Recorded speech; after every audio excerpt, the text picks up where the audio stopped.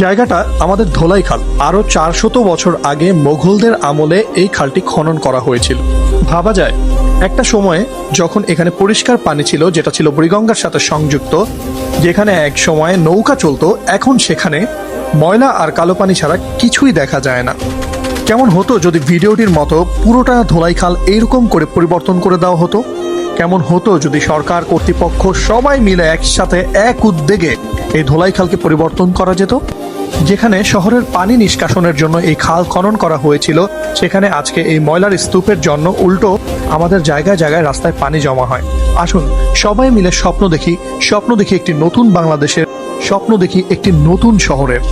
আমরা কি পারি না পুরান ঢাকার ঐতিহ্য ধোলাইখালকে এরকম একটি রূপ দিতে? আমরা কি পারি না চমৎকার একটি সুপরিকল্পিত প্ল্যান নিয়ে এগোতে? আমরা কি পারি না আমাদের ঢাকা শহরটাকে একদম বদলে দিতে? আমরা সবাই চাইলে অবশ্যই পারি।